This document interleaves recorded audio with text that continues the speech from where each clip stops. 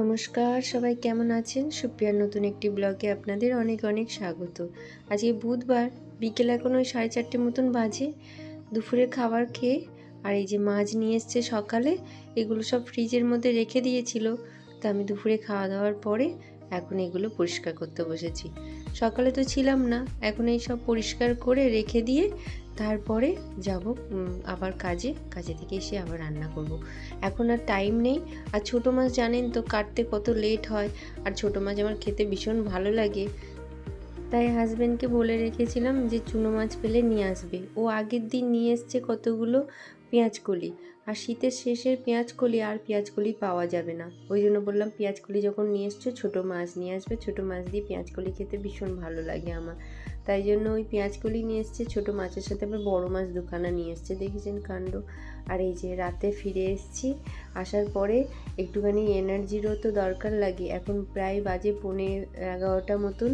তো হাজব্যান্ড বললো একটু চা বানানো আছে, ওটা গরম করে দাও খাই। তাই তুমি একটু খাও, তাহলে আমিও খাই। ঠান্ডার সময় একটু চা খেলে কাজে মনও লাগবে।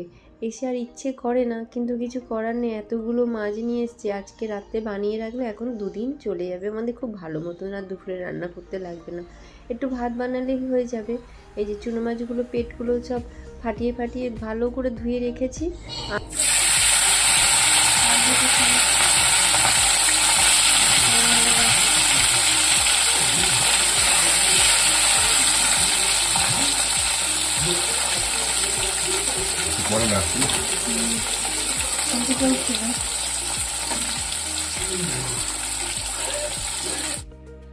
সাথে আবার বাবু চলে এসছে, বলে তুমি সবজিগুলো কাটো, আমি মাছগুলো ভেজে নিই।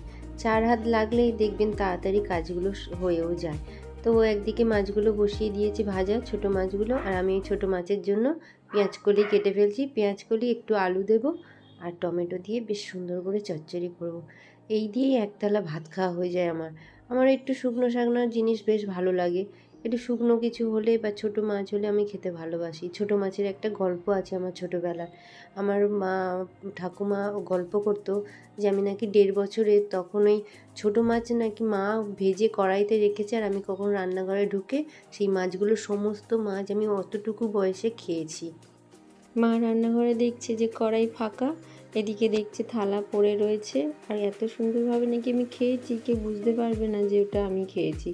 ভেবেছে যে কুকুর ঢুকেছে, না তো বিড়াল ঢুকে খেয়েছে। যখন পরের দিন ল্যাটিন করেছি তখন বুঝতে পেরেছে যে আমিই খেয়েছি, আসল হচ্ছে কি চোর আমি। তো মা বললো যে এতটুকু বয়সে অতগুলো মাছ খেয়েছে, ওর গলায় বাঁধেনি।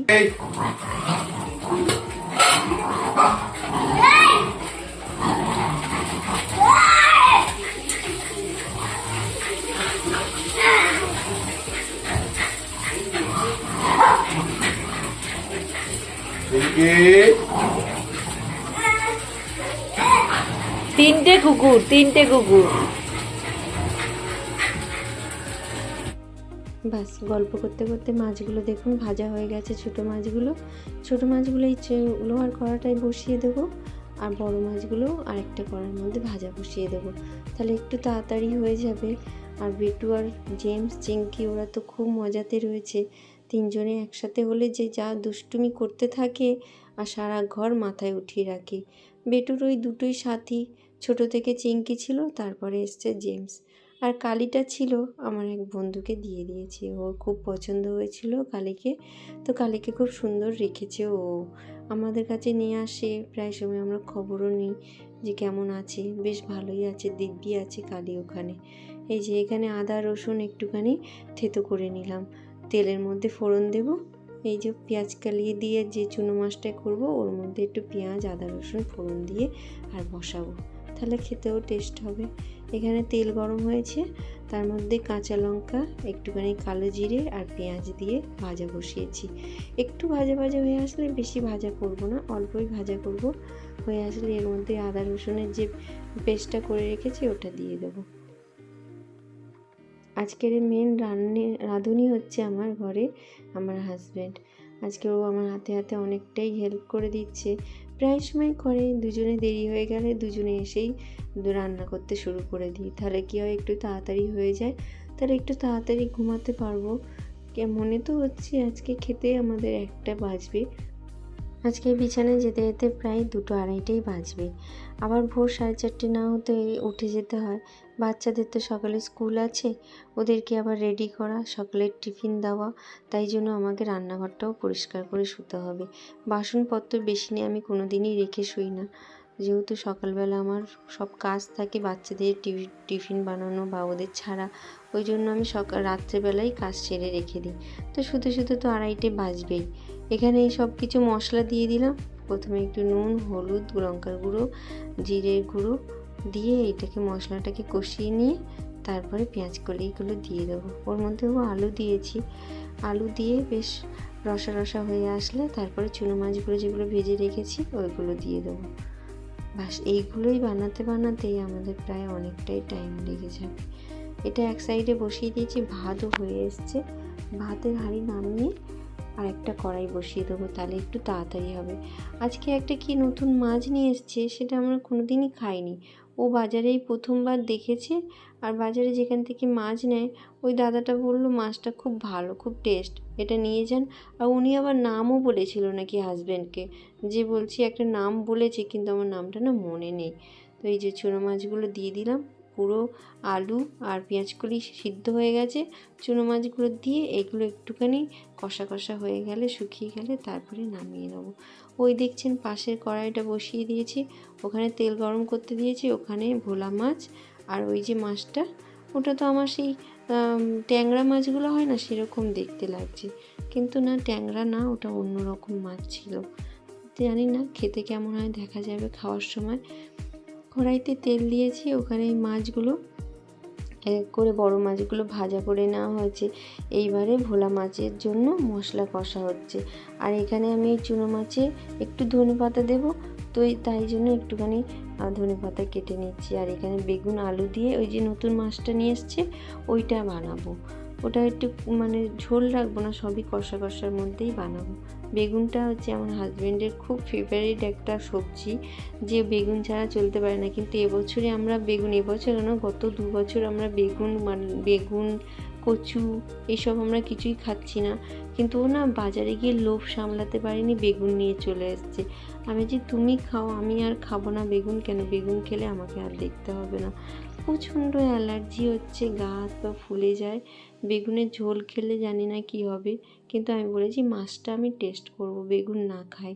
তো বেগুন আর আলুটা হালকা করে একটু নুন হলুদ দিয়ে ভেজে নিয়েছি। এবারে মশলাটা কষবো। আলু বেগুন ভাজা হয়ে গেছে, উঠিয়ে ওই কড়ার মধ্যে তেল গরম করতে দিয়েছি, তেলের মধ্যে কালো জিরে ফোড়ন দিয়েছি, একটু আদা, টমেটো, কাঁচা লঙ্কা মিক্সিতে পেস্ট করে নিয়েছি। এটা নিরামিষ করেই বানাচ্ছি। আর যে ভোলা মাছটা, ওটা পেঁয়াজ আদা রসুন দিয়ে কষানো হয়েছে। ভোলা মাছ তো অনেকবার বানিয়েছি, ওইদিকে আজকে হাজব্যান্ড বানিয়েছে। আমি তো অনেকবার বানিয়েছি, ও নিজে বানিয়ে নিজেই টেস্ট করে দেখছি যে কেমন হয়েছে। দাঁড়ান দেখে বলুক যে কেমন হয়েছে। রান্না তো চাবিটা উঠাও, একটা মাছ তো দেখাও তো ভাই। আচ্ছা একটা দেখো করেছি, দেখো তাহলে আর একটা মাছ বানালেই হয়ে যাবে। এই যে আমাদের রাঁধুনি, ধরে দাও পাখি খাড়িয়ে তাও ইঁদুর বাচ্চা। ভোলা মাছটা দেখেই তো বেশ লাগলো, খেতেও সুন্দর হবে। এদিকে আমি ওই মাছটার জন্য মশলা বসিয়েছিলাম, ওর মধ্যে নুন, একটু হলুদ, একটু জিরে গুঁড়ো আর একটু লঙ্কা গুঁড়ো, ওইটা দিয়ে বেশ ভালো মতন কষে নিয়ে তারপরে বেগুন আলুটা দিয়ে দেওয়া হবে। বাস এইটা রান্না হয়ে গেলে সব কিছু নামিয়ে তারপরে খেতে বসে যাব। অনেক রাত হয়েছে জানেন, এখন প্রায় 1:10-15 হচ্ছে, হয়ে গেছে। আমাদের ঘরে না বড় ঘড়ি নেই, একটা ঘড়ি ছিল, সেটা আমি পরিষ্কার করতে গিয়ে হাত থেকে পড়ে গিয়ে ভেঙে গেছে। তারপর থেকে আমাদের ঘরে কোনো বড় ঘড়ি নেই যে আপনাকে টাইম দেখাবো এখন রাত্রে কটা বাজে। যেহেতু হাতে মোবাইল থাকে ওই জন্য দেওয়াল ঘড়ির আর দরকার পড়ে না, মোবাইলেই কাজ চলে যাচ্ছে।